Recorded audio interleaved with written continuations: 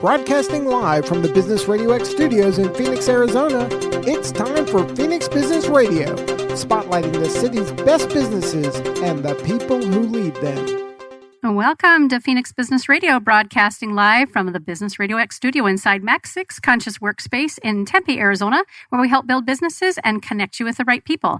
I'm your host and Phoenix Business Radio studio CEO, Karen Nowicki, and I'm very excited about this long-anticipated segment today. We have a rockstar group of professionals in the studio today. I'd like to introduce you to first the strategy expert, Scott Romeo. He's the founder and chief strategist of the Strategy Expert and known worldwide for such things all around business and strategy. Welcome to the studio, Scott. Hi, Karen. Thank you. Nice to be here. So thrilled to have you. And we mentioned that we knew we had met previously before today. We're thinking we have Andrew Kolikoff to thank for that, but we're not for sure. Yeah, we'll give him credit anyway. We'll give him credit. And Andrew likes credit where credit's due. So happy to have you and looking forward to hearing about how the three of you are working together on behalf of businesses, small, medium, and large. And we have Vince Hilyard as well, and he is our cash flow strategist. Welcome to the studio, Vince. Thank you, Karen. Thank you for inviting us here. Oh, so thrilled to have you. And you mentioned before we went on air that you have been in Arizona for 30 years. Is that right? About 30 years, yeah. Yeah. That's right. Where from originally? Originally, I'm born from Boise, Idaho. Grew up a little bit in California and then had a stint in Alabama. So roll tide, even though ASU's my alum. And then the rest of the time out here in Arizona. And is ASU what brought you to Arizona? No, actually, my family, they moved out here while I was in my elementary years. Okay, yeah, me too. So where did you grow up in the Valley? I grew up in eastern Arizona around St. John's and Springerville, around that area. Very good. And then ASU for college. Yeah, very good. Well, welcome. It's great to have you. All right. And then Al Loveland, who we have to thank for this gathering. Al and I share space here at Mac 6 and have gotten to know each other. We have lots of little jokes back and forth. Who can run faster to get the door? Usually me. And yeah, because I got these damn heels that slow me down. But then, Al, you moved your seat further away. So I was like, And I still win. And he still, I was hoping that I could go faster, but no, it's still, I'm at a disadvantage with heels on. And Al, when you are working with this team, you bring your expertise in people and process. Yes. And there's another P. Performance. So yes. You are the people, process, and performance strategist. Yep. It's the one thing that Scott creates the strategy, and then Vince and I help him actually implement it. So that's one of the key things with this is that sometimes organizations really struggle with having a strategy. And then once they have a strategy, the second point is, well, then can you do it? So that's one thing we'd love to share with you today. Well, I can't wait to hear all about it. So let's talk about first, and any one of you can share, how did the three of you land to working together? Tell me a little bit about that story. I've been doing consulting in Phoenix since 1993. That's when I opened my practice. And along the way, I joined the University of Phoenix teaching courses. And in the MBA program at the University of Phoenix, over the course of several years, I've been there, I think, 19 years now. These two gentlemen were students in my class. Okay. And we kept in touch over the years, figured out the skill sets and the skill set mix in comparison with the marketplace and what the needs are out there. We have a bigger team. There are about 7 or 8 of us in total. Mm-hmm. But as a little trifecta here, we've started to move into the small to medium-sized businesses and startup community. Most of us have worked with larger organizations. I saw that on each of your bios. Yeah, and we've been wanting to do more with the startup and small business community. And with the coronavirus and downtime, it allowed us the opportunity to work on some programs to put together, which we were calling the Quick Start program for small and startup businesses. Very good. Yeah. If there's one thing that the coronavirus have brought us, I hope for many of us, is some creativity, some opportunity to be thinking, what can I do that I've been putting off? Whether it's in our home life or professional life. For some folks, it's writing books. For others, it's writing curriculum. And yet for you guys as well as many others that I know, coming together and forming collaborations that probably have been tickling around, as you pointed out, in your brains for quite some time. But now it's like, gosh darn, it's time to do it. Yep. And what better time? Now, I'm detecting an accent in there. So you mentioned before we came on air as well that you are not an Arizona native. Tell us where you're from. That is correct. You get the guess first. Where would you think from the accent? I'm not even going to, because I will botch it up royally. I grew up in West Virginia, so that's a West Virginia accent. I would not have guessed that. Yeah, that's West Virginia. Yeah. And have you bounced around like Vince has as well, or is it pretty much? Pretty much West Virginia to out Arizona? here. Yeah. So I still have a lot of that West Virginia accent that comes through from time to time. So. I love it. I love it. And my master's is from University of Phoenix, organizational management, as opposed to the business degree. That's what mine is. It's an MAOM master's. Yeah, I loved it. Let's see. It was 94 when I graduated. I graduated in 95. Yeah. So I wonder if we had some. We might have. We had cohorts back in the day. We did. Yep. So maybe we had an overlap, but for the most part, we went with our cohort through the program. Yeah. Yes, I was an assistant principal at the time in Kyrene School District. I had my second baby. My other one was 2, and I was getting my master's degree. And it was that point for me. I was in education at the time, and I knew after 2 internships with Intel, paid internships with the school district, that I had a mind for business. And instead of getting my master's degree in educational leadership, which would really have kind of not pigeonholed, but kept me in that track, I was like, wow, what else do I want to learn about? And it was certainly organizational management and development. And the truth of the matter is, I don't do math really well beyond the basics, right? Which is why we've got Vince here. That's right. Yeah. And I really was concerned that I would not be able to have the chops for a master's degree in business. So MAOM was perfect. It was good for me too. And I'm glad that I made that decision at the time. Originally, I did it because the market was flooded with MBAs who couldn't get a job. And the only jobs they could get at the time were finance jobs. And I thought, I don't want to spend my life in an Excel spreadsheet. So I took the MAOM program because you got a little bit of every bit of, law and HR and finance. We had to do it all. Sure. And that has helped me look strategically at companies. That's really what helped me form my practice. To look at organizations not just from a financial perspective, but from an overall strategic perspective. Because it really is the whole thing, isn't it? Mm-hmm. Right? Mm-hmm. Yeah. Very good. And Al, you said you've been here how long? Since 2009. Okay, so you're our newest Arizonian. And from, I don't know that I even know where you're from. Southeastern Pennsylvania, right outside of Philadelphia, I-95 between Philadelphia and Wilmington, Delaware. Yeah. So I used to live in Pennsylvania, then I worked in Newark and Wilmington, Delaware, and I worked at JP Chase. And I decided about 2009 to make a life change and moved out here. And within about 18 months, I was laid off. So you moved with JP Morgan. Yeah, I moved from. I worked at JP Chase. I moved out here. Got settled in. Got here, got settled, and got laid off. And so part of my journey was that I had just worked in credit cards for 15 years. I graduated with a history degree, and that and 60 cents would get me a Coke. It was pretty useless, So I went back, and after I left, I was in the same department with the same people for literally 15 years. I kind of jumped. I started out with Chase. I went over to First USA with a group that left, that then became Bank One, that then merged again with Chase, and I was back to people I was working with when I first started. So it was a very interesting journey. And then when I left, I really didn't know anything, and people thought I was going to move back to Pennsylvania, but I was like, I love the sunshine out here. I can remember I had a nice severance package, and I remember the first 3 months it didn't rain a day, and I'm like, I'm not leaving here. Sweet, yeah. But then what had happened was I started to look for work, and I was always what I call a bridesmaid. I was always in the finals, but could never land a job because I was too experienced to be a line manager. Because at Chase, I managed a group of about 90 people, had 6 people reporting into me. And the jobs I was competing for, I didn't have the educational experience, because when you don't have a master's and you're applying for an operations manager position, you're going to get weeded out. And so I went over and I said, I have to fix this. And so I went over to the University of Phoenix and I said, when do you have a program starting? They said, Monday. I said, I'm in. And they went back and they had the MA and they said, we're going to have this program. It's just starting. It's called an MM.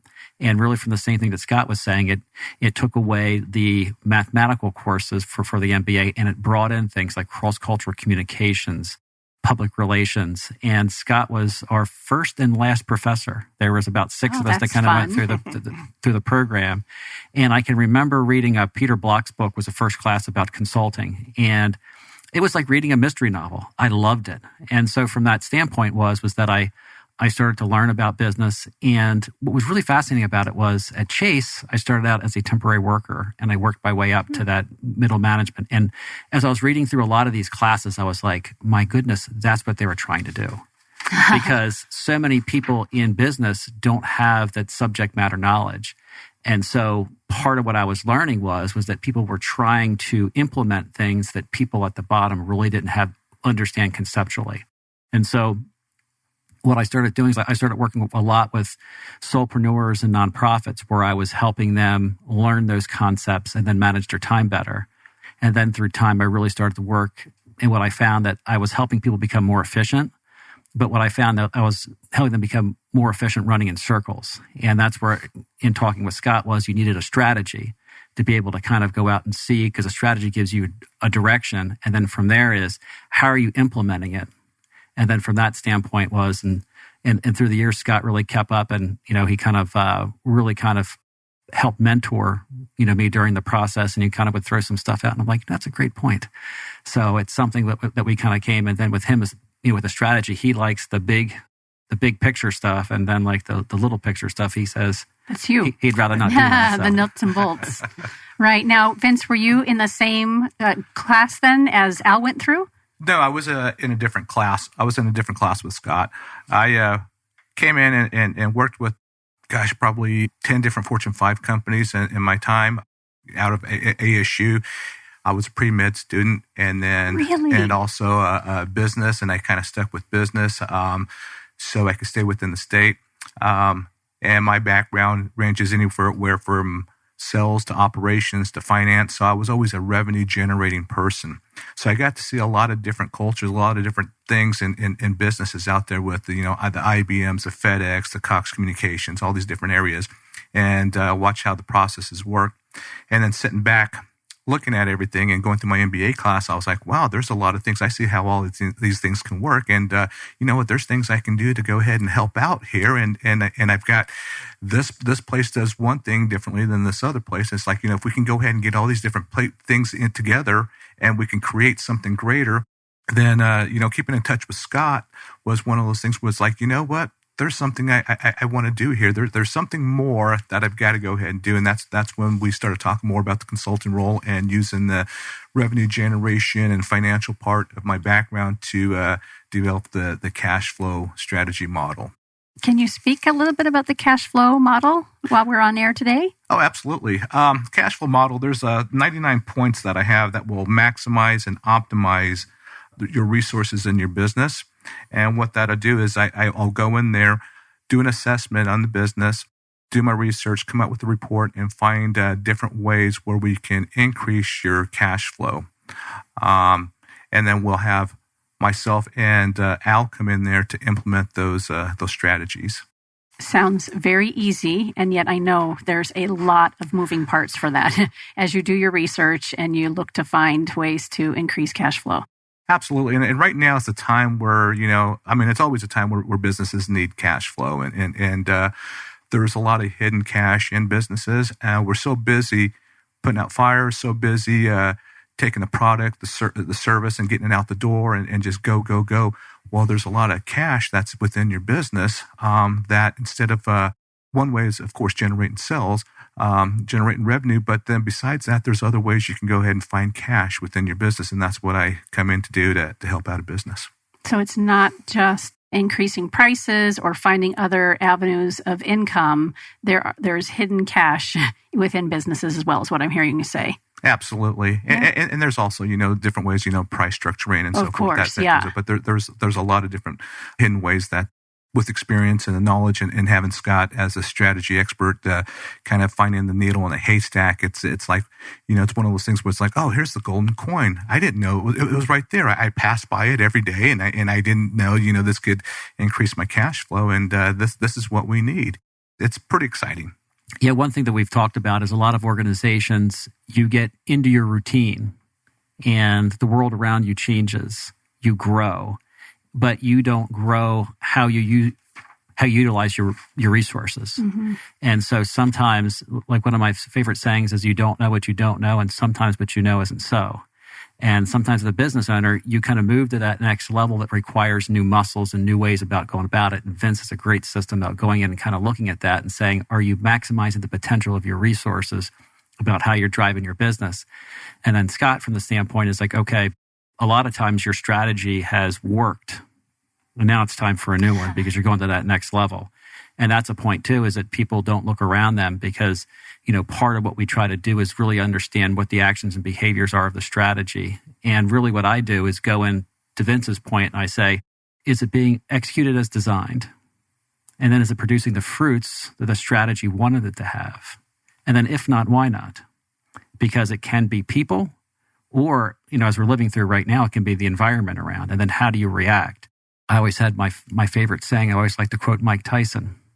He said, everybody had a plan against me until I punched him in the face. And sometimes in business is that you get hit, and then how do you react to that? And you need that strategy for the path. And part of what we do is we kind of help them with, the people. Since we've talked, I've added a fourth P of position. Do you have the right positions within your organization? Makes sense. To be able to do that. And then are you following the right policies and procedures to drive the performance that you're looking for? And really that all generates from the strategy and understanding, where you're going, because strategy is focus, strategy is direction. And there's so many parts of a strategy that, somebody in a startup or small businesses, they know their product, they know what they want to do. But then when it's time to go to that next level, how do I get there? And then the other thing is that you're not selling this by yourself. There are competitors out there that you have to be very prepared to know about. Where are you in the marketplace? And a lot of times, Vince and I, whenever we're talking with Scott, Scott always lays out things for them to think about and what it takes to create a strategy. And once he creates it, we're there to help them implement it and to make sure that the people and the resources are maximizing the potential of their plan. Along with the other teammates, along with the other strategists within this collective. Yeah, employing and helping people when they need it. So it's kind of fun that we're talking about strategy. We've got the strategy expert here, but we found our way to talking about these two other components first. But that's not normal, right? Would we start with strategy first? Is there always an entry point when you begin to work with, let's say, an existing business? That's a good question, and it depends upon the organization and whether they're a startup or an already existing organization. So one of the things I do for investors is do strategic due diligence on business plans. And I'm going to guess the statistic is about 98 to 99% of the time, those plans do not have strategy in them to reach those goals.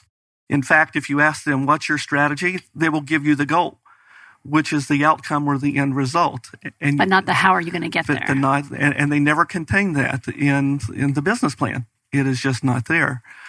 And you have to have, whether you're a startup, a small business, medium-sized, Fortune 500, you have to have 2 to 5 strategies that's driving the organization someplace out of a base of about 40 different ones. Okay? That many. There are about 39 or 40, depending upon how you classify one of them, that are options that you can choose at any one time. And if you choose the wrong one and the competitor chooses the right one, they win. You lose market share. Yeah. So it does start with strategy. We view it as you have strategy at the strategic level, and then you have at the operational level and the functional level. And I work at that big picture, macro strategic level. And that's where the rest of the team comes in and begins to put that implementation, because for me, that's too detail oriented. I'm a big picture macro person, and for me to do what they do would be a bad day. I could do it, but it would not be fun for me. I'm more of the Vince and the Al person. I used to co-own $99 Social with 4 other partners, 2 of which were silent, but the other 2 were active in the business. And they were both incredible visionaries and really understood it was social media for, large, medium, small size businesses at a really great price point, $99 a month. Yeah. They were fantastic around the vision and the strategy, maybe more so first vision with them and not so much strategy. But I went in and I was the COO. I helped implement. I helped get the right people in order. And I love what you've admitted to, and that is that you know where your sweet spot is. You know who you are and what you can contribute, and the way in which you can help businesses become more successful or even stay in business, right? Or get up and running. But we have to have the right people in place. And you have to have the right strategy. You have to have the right people. They have to be in the right position. And then you have to be able to implement. I mean, if you can have a good strategy and if you have the wrong people, they're not going to be able to implement it. Or if you have a weak strategy and a very good team, sometimes they can overcome some of the weaknesses, but they play hand in hand. If you want to be a successful, growing company, you have to have the right strategy and the right implementation. I'm trying to create a visual, and maybe you guys have one. I know a lot of times when I talk to Al is a visual person, gives examples, but I'm picturing is this a puzzle? Like you have to have the cover of the puzzle in front of you, and then you can take off the lid and make sure that you have where you're headed with it. I mean, is there a visual to say how all this comes together? There is, but it changes with each company. You had said that at the beginning. Every organization is very unique. Very unique.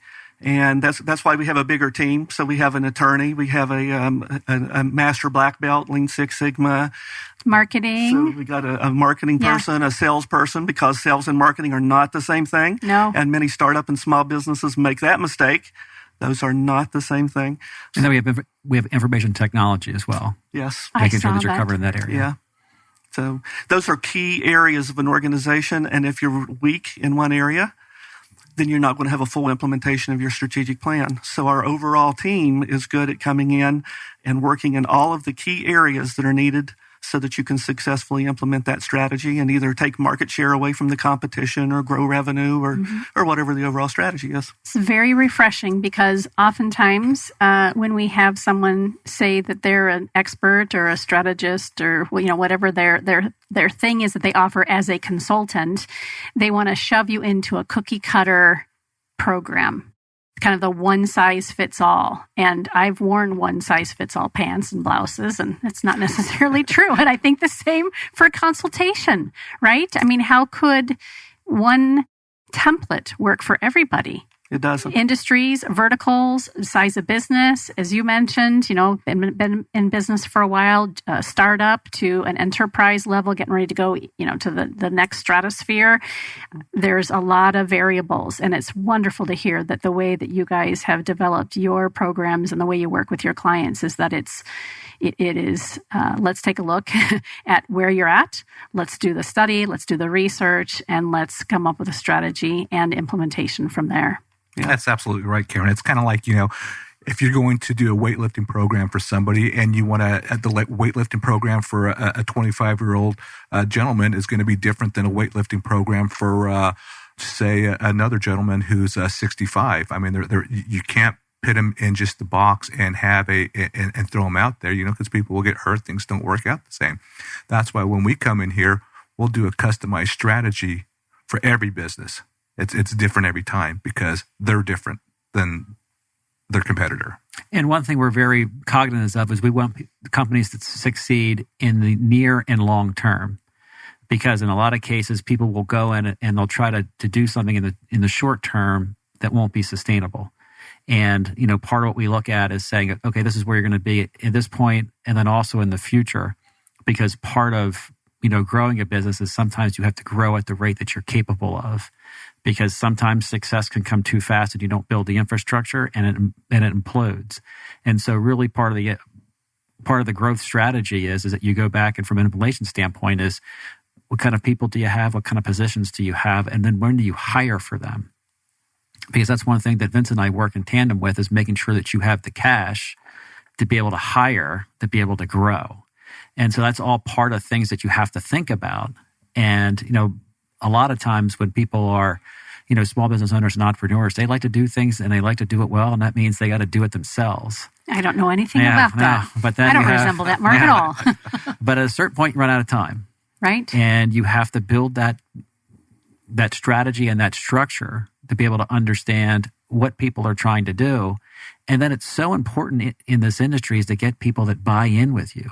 Because if you don't because if you keep having people having to hire and bring other people in, it's such a hard thing. And then finally, one thing that we do is I have this thing that I call the time investment strategy, where it kind of understands the amount of hours you're having people to work and to make sure that you have healthy employees that are working within your organization. Because, once you kind of understand the amount of hours in there, because a lot of times small business owners work themselves to death and they burn themselves out and they burn their employees out. And so we look at it in a holistic fashion to understand, what's possible, but then also what's sustainable. And the approach we use to do that is I like to start on the very last day. So I usually start a strategy session saying, it's 3 years from today on this date. Describe for me what you want your company to look like, what you want to have achieved, and then use reverse chronology to get back to where they want to be. And that helps us clearly define the actions, the people that Al's talking about that need to be put in place. And I have found by using that approach, it actually reduces the time to create a strategic plan or a strategy by about 30%. It keeps everybody focused because you know where you're going from the very first conversation. How long do you work with companies? I would imagine that varies as well, depending on where they're at and what they're looking for in their shift. It does. Mid-sized companies, larger companies that want a complete strategic plan, it can take a couple of months to work through that process. But during this time, when we've had time to work on our processes, we have leaned out a lot of the processes that we do. So I can do strategy in one day for a small business or a startup organization. That's incredible. I can take them through the entire process in one day. They didn't go through all of it, but 7 or 8 times going through the process to really get hone it down. Yes. Yeah. That's got to feel great. So, it is. After all these years and all this experience, to be able to keep looking at how can we do this better and more efficiently. Yes. Not necessarily quicker, but how can we do this more efficiently? And I bet your business owners love that because, to Al's point, we are constantly in the thick of the business. Yes. And to be pulled out while we all know how important it is to pull out for a strategy session and breathe for a bit and reflect and look ahead so we can plan backward. Folks are often not ready to give that time up. So if you can capture them for a day. If I can get them for a day. And get them at the starting block. Sometimes 10, 15, or 20 strategies, oftentimes that they've never even considered. Yeah.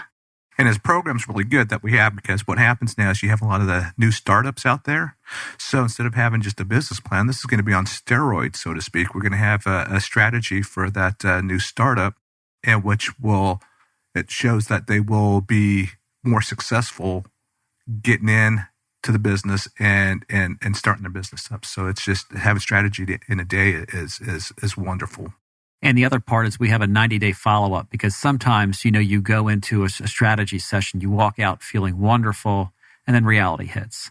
And part of what we've laid out is the next 2 months where you go in and you do a monthly business review, where the assumptions that are created in our daily session about this is where we want to be at these times, we come in and say, okay, this is where you want it to be. Where are you? Why?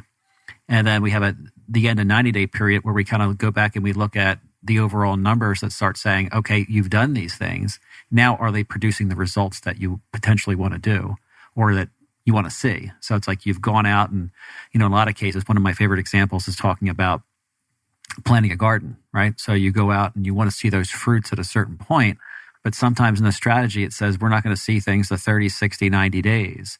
And so we want to go out and start saying, okay, if you've done these things right now we're in June, we should start seeing some fruits in September. And a lot of times an organization is that you might make an assumption that says, I think we want to get 15 in a month. Well, if you're getting 30 in a month, that's going to require some changes that you're going to think about because your strategy has to be tweaked and you might have to hire a little bit quicker. Or in a lot of cases, you have to make these decisions based on faith, because when do you hire that next person if you're going to go from 100 to 300, and who's that person going to be, and when do you have time to do it?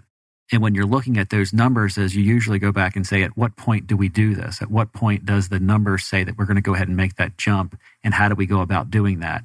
And so it's something from like a practice per se, is that once you see it, it gives you the confidence to move off, because sometimes in these areas, the business owners know what they want to do. They're passionate about their product, but making these business decisions are very difficult. And really in business, it's about the decisions that you make and how they turn out. And what we do is give you the best information, a lot of knowledge for you to be able to make that decision, to be able to make sure you can never really give somebody guarantee success for people. But what we're really passionate about is giving them the best chance for success. And that's all you can really ask for when you're out in business. Are you explaining key performance indicators as well? Yeah. So how important are KPIs to a business success? I mean, you're saying we have to know what we're going for, and then we have to study it and go back and look at it and sometimes make adjustments. Absolutely. And like with your key performance indicators, when Scott goes back and he creates the strategy, and it really breaks down to what are your actions going to be? What are your behaviors? What are your desired outcomes? And then who's going to be out doing it? From an individual standpoint, how do you measure them? Because those people that you're talking about are people that actually have jobs. One of the key things that I found with strategy is strategy gives a common vision. Because if you don't have a common vision and you have a lot of other people with their own thinking what the vision should be, people start going elsewhere. And so fragmented. Yeah. And like drama is fun to watch on Tuesday nights on TV. You don't want to live Not in a business. Not in a business, no. And you want to kind of keep that drama away. And then it gives a common language within the organization that you're able to talk about. And from a performance standpoint is that you're able to say, this is where we thought we'd be. And this is what you said that we would do. And then if things start happening, again, the question is why. And key performance indicators, it is what you're looking at, but also how you look at it.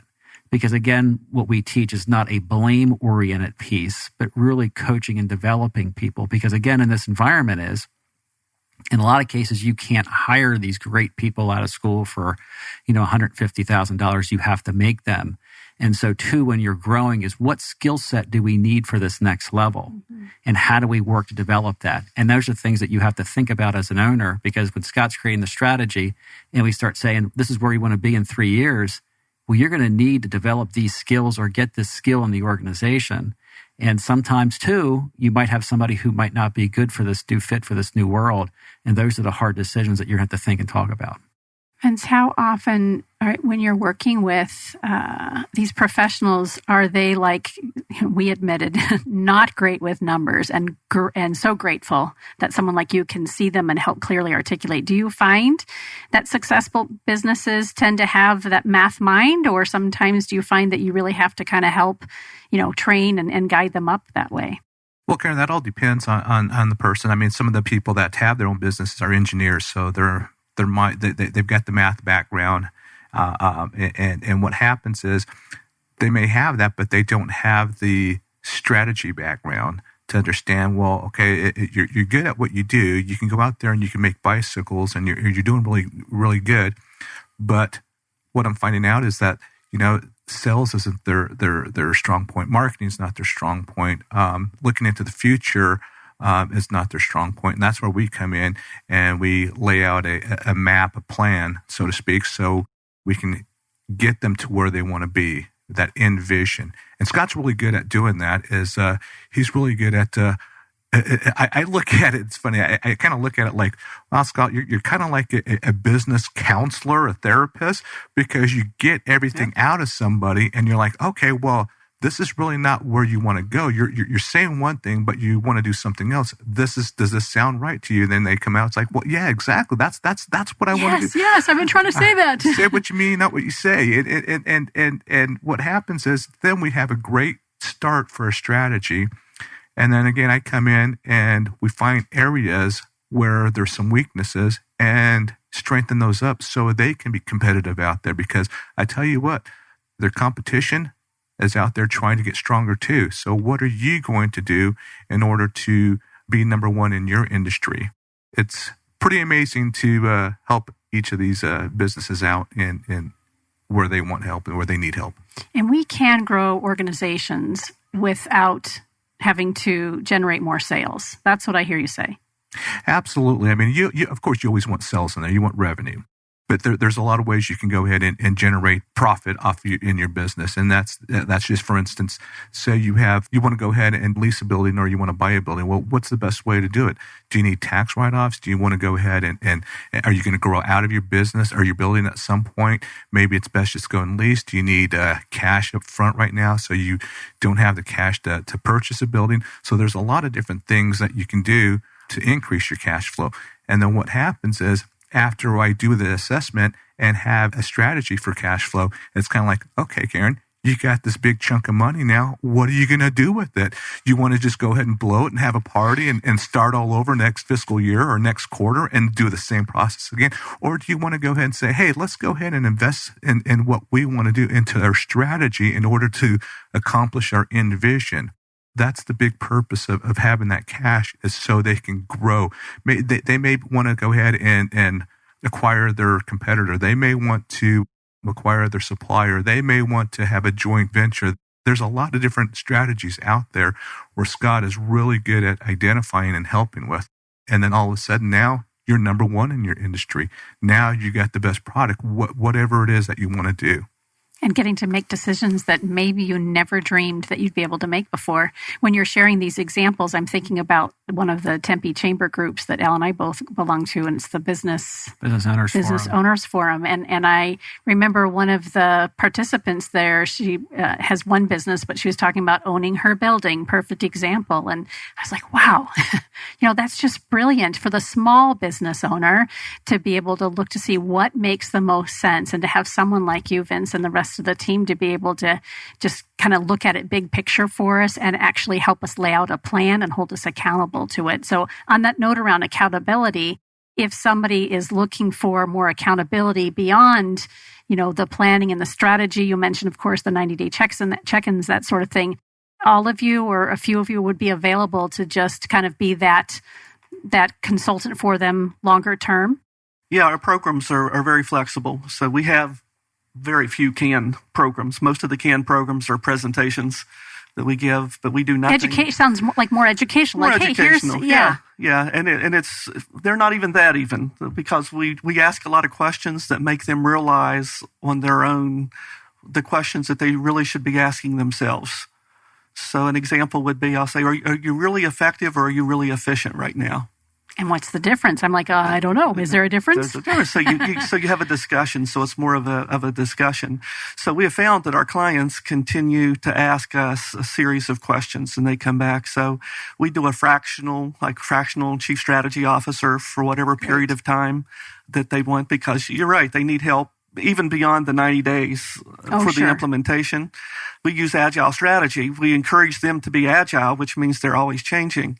And as they're facing that next change or the next leap or recycling the strategic plan for the next cycle, they oftentimes need help to do that. And they know who to call. Yeah, and part of that, we have packages for like hours for consulting and coaching to be able to go in. And, sometimes when someone's going to that next level and they're starting to build those new muscles, and especially managing people is such a difficult thing to do, because you've got to be able to get the most out of somebody. And one of the biggest frustrations that I hear a lot of people that I work with is they say, why can't they do it the way that I did it? Or why do I got to tell them how to do that? Or why do I got to follow up with them and kind of listen to what they have to say? That person's being emotional today. And sometimes you have to understand people to get the most out of them. And again, a lot of people don't have that skill set, and it's the things that you need to be able to grow your business, because one of the biggest things is you want to have everybody working together toward your strategy rather than kind of fighting each other, because you want to have all your energies going toward, as Vince said, is competing against your competitors, because you want to be kind of thinking and executing and making sure that that time is precious and that you're using it to achieve your goals, not battling each other and having, people leave and things like that. And the fact that you all work together in this collective, but also have your own businesses as well, from a business owner perspective, a small business owner perspective, it's refreshing to me to know that if I'm going to come to you as a strategist, I know that when I have to connect with Vince, that the language is going to be the same instead of, which has happened to me before when I'm bringing in other consultants to help me with things. Well, who told you that? That doesn't make sense. That's not how I would do it, even though it may not be their area of expertise. So it makes sense that there is this fractional opportunity, but there's also this collective that really believes in the same philosophies and the same success models, as opposed to, having to go and get all these different components on our own. There's been a trend in the consulting industry in the last 4 or 5 years, I would say, of the solo practitioner losing market share to groups like us that come in with a more integrated solution for them. And we saw that early on. We saw that a year or two ago, and we decided, be part of that. Well, to really give the clients what they need. They need that consistency, that continuity of having the same consulting group work with them, rather than have standalones where, a new consultant comes in and asks all the questions to get up to speed on what the last consultant did. It's like the doctor's office. The PA brings you in. All right, well, what are you here for today? And you tell him or her, and, you pour it all out. And then 20 minutes later, the doctor walks in and says, well, what are you here for? I'm like, why did I just tell your PA? Exactly. If she or he's not going to tell you. So, yes, it's great that the language, the conversation, the models are all in sync. They're all in synergy with each other. And one of the key things is really, at the end of the day, results matter. Part of it is that if you say that you want to be here in 3 years, part of what we have envisioned is that we're going to help you get there. And when things happen and you need to have that resource that can kind of go back and help you with that is that this change has happened. Right now we're living through something that stock market's up, stock market's down, things are crazy.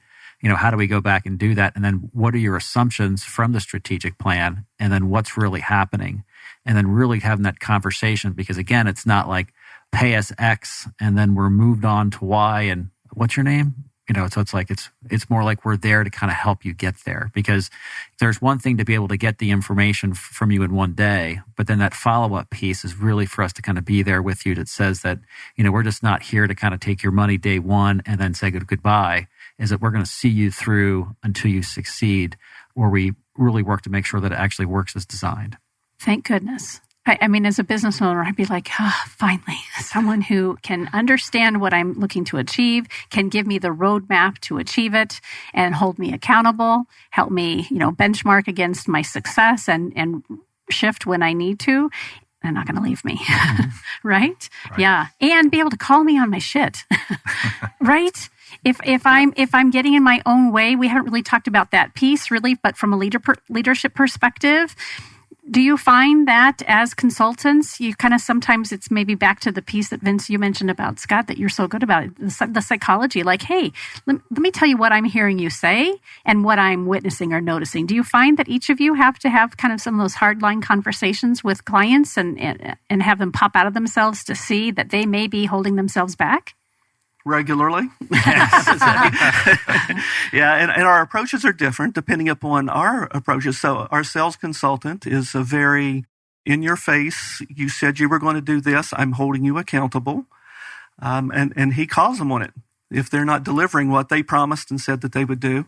My approach is more guiding them. I have found instead of telling them where they need to be, if I ask them a series of questions and they move along that path and they realize where they need to be on their own, there's a much better chance of Al getting them to implement successfully that plan then. I take them on the journey of strategic planning, of figuring out what that vision is, instead of just telling them this is it. Because I have found that the implementation rate is much more successful. Teach them, show them, lead the way, yes. Right? As opposed to shoving them into it. Mm-hmm. One of the key things, especially in today's workforce, is very diverse. You have a lot of people from a lot of different perspectives. And the other thing that I find is you have people that have come from different organizations that have different thought processes. And one of the key things is really to have them understand how they are thinking about the issue, because they've been programmed from where they were before. And you really kind of go back and talk to the leadership and say, this is how the person's seeing this. This is how you change the prism. I love the thing from Stephen Covey's book where he has the old and young woman and you change the perspective. And then you say, this is how you do things here, and here's why, and here's how we have it. Here's how we see it working out. If you do these things should happen. And that's then when you go back and you're able to have those tough conversations it's not, I feel you should do this. It's not a battle of tastes. Some people might say Auburn's better than Alabama. Some people might object to that. Oh, wait, whoa. Those are fighting words now.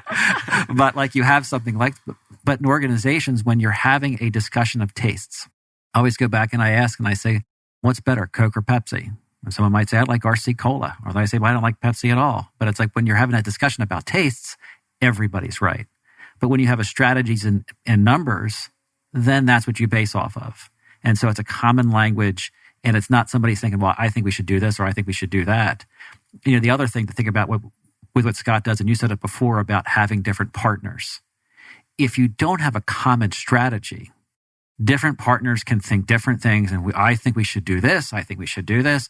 You're not doing the things the way that I want to do. Of course, we're failing from a standpoint. And what Scott does with his strategies, it says one language, one program, or you're either buying in or you're not. And then once you get that, then the whole organization is based on that, how the strategy is working. And then finally, too, is if there's something that happens along the way that something we didn't think about, you're able to be agile, pivot, and make that decision to move forward. And so it's like something, it's like in a football game where you make those adjustments. You didn't plan on that safety to be blitzing, but once you kind of figure it out, then your strategy goes in and then you're able to move yourself forward. I'm going to be highly disappointed if you don't have a Peter Drucker quote. We're going to work on that. You're working on that. We've got a little bit of time, so work on in the next 10 minutes. Yeah, I remember studying Peter Drucker when we were at University of Phoenix. I almost said Arizona, but I've never been a University of Arizona student. I was fascinated, and moving from education into business. A few of you alluded to it as well. When I think maybe, Al, you said it when you're working with nonprofits and some of those organizations, they don't always think with strategy in mind or with cash flow in mind.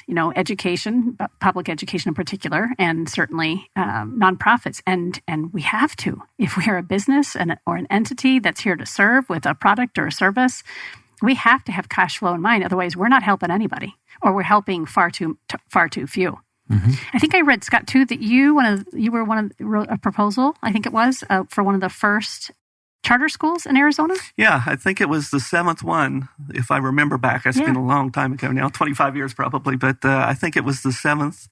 That's fascinating. Even before they had a template, so we had nothing to go by. Yeah. And the client said, can you design this for me? I want to get approved as a charter school. And I said, what are they looking for? And he said, I don't know. They won't tell me what they're looking for. They don't know yet. It's new. This is the first year for this. And I said, okay, then I'll give them what I think that they're looking for then. So, yeah, I think it was the 7th one. So he ended up not opening the school. There weren't enough resources, not enough cash flow available at that time. Yeah. In the program. But back in the day, we're talking, I think, early 90s, yes. Right? Mm-hmm. A friend of mine, Bob Hoagland, and I were considering opening a charter school. His boys were in my 3rd grade class, my first and second year teaching.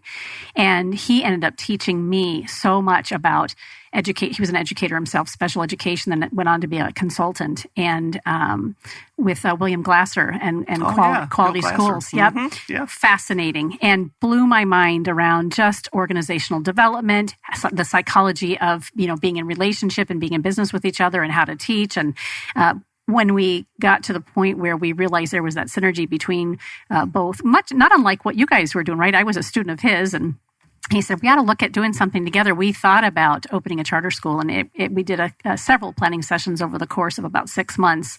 And I don't even recall why we went, okay, yeah, no, we're not doing this. We went our separate ways. But it was fun to have seen that you've had that experience as well. I've been doing this a long time. What's that? Yes, you sure have, for a very long time, and clearly we're grateful for that. We have a little bit of time left. What haven't I thought to ask as you share with our listeners really how important it is for strategy and that sort of thing? I don't know what else to ask. I feel like I've covered everything, but one thing that's very important is for, if you're an investor listening to this and you have an idea that you want to invest into a company and they had this great idea. Well, I think it would be best to behoove your money would be so much better spent if they had a strategy and they had to implement strategy and they understood cash flow. Because again, from your standpoint is that a lot of times people have these great ideas in their investment companies, and there's people that want to sink a lot of money into it to get that return on their investment.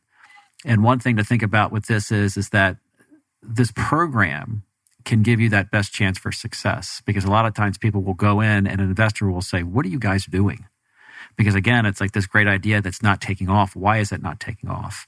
And so part of what we're able to do is give that person a little bit more of confidence and comfort that these things are being done and that they're able to really kind of give them the best shot. Because like sometimes with small business and things, that people go out and they start and they're good for about 30 to 60 days, but they haven't had the cash flow strategy.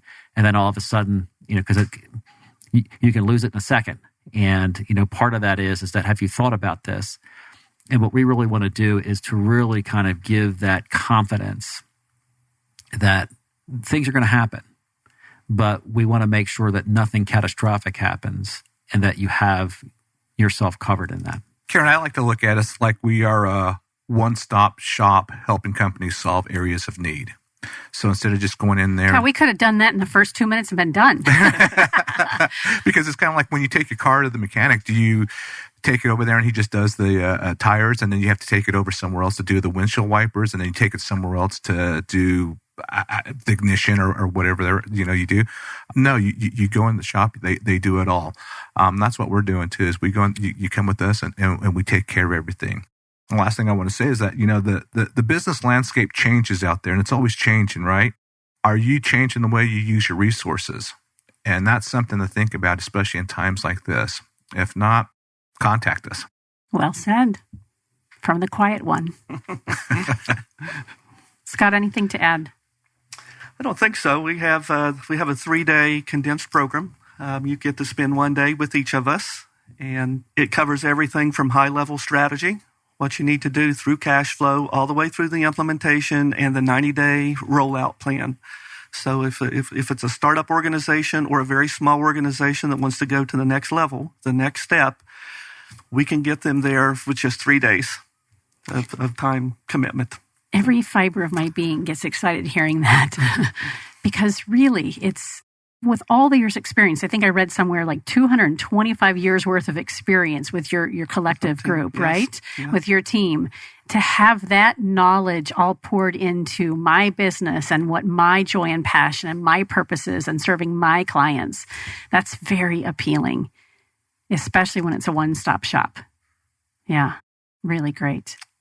I'd love to ask, before we close, what was each of your first job where you actually garnered a paycheck? So not babysitting or dog washing or, whatever it is, or, mowing a lawn, unless, of course, you were handed a paycheck. But what was the first job? For me, it was, well, I can't remember which one came first, but either Portraits by Reg, Portrait Studio, or Taco Bell. Those were my first 2 paycheck paying jobs. Vince, how about you? Digging fence posts on a ranch in northern Arizona. Really? Oh, that grunt work. Doing the grunt work, playing cowboy in my high school years. And from that to pre-med. Right. I've seen my family and they've all worked hard, and there's a lot of blue collar people in my family, and I've seen them work hard and ranching. In the ranching community, it was, I'm going to say back in the 80s. I mean, that's when everything started, where beef wasn't a big thing anymore and things started to head downhill. But, that was their life and that's what they did. And I looked at it and I saw my uncles and cousins and everything. And I thought, you know what? I think I need to do something else. I don't want to play cowboy the rest of my life. So I decided to go down the road. Yeah, business and pre-med and a lot of fantastic adventures along the way.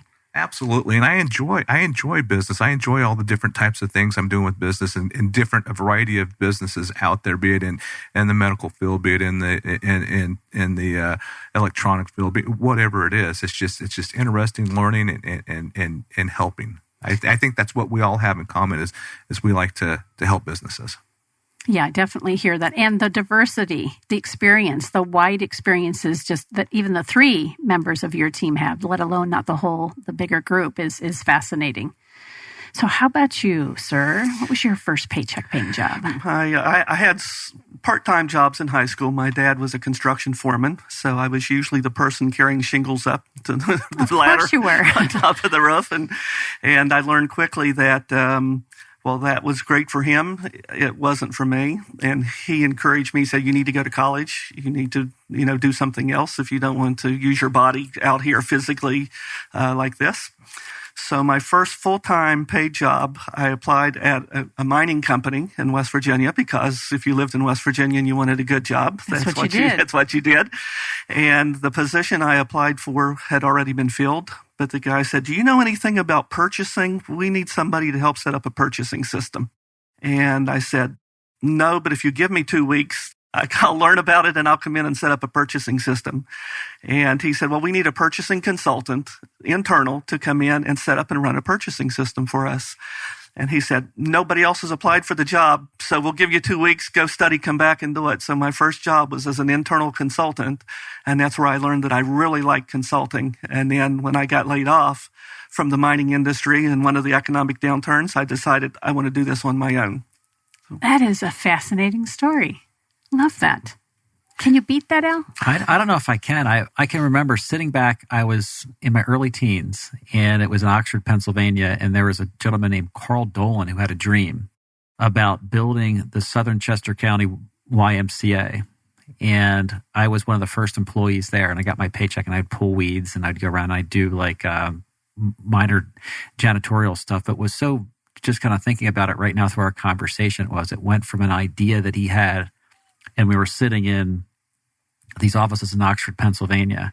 And now it is a huge organization that has two pools, one pool outside, 2 pools inside, 3 gyms, a campus, a daycare. And it just went from that kernel of an idea before to this big institution now. And the people that go into it probably don't even think about his name anymore, but it was his idea, and like the impact that it has in the area is just such a wonderful thing. It all starts with an idea, right? But if it's just an idea and we don't have strategy and implementation and opportunity for more money and the flow of that cash, it's just a dream. Yeah.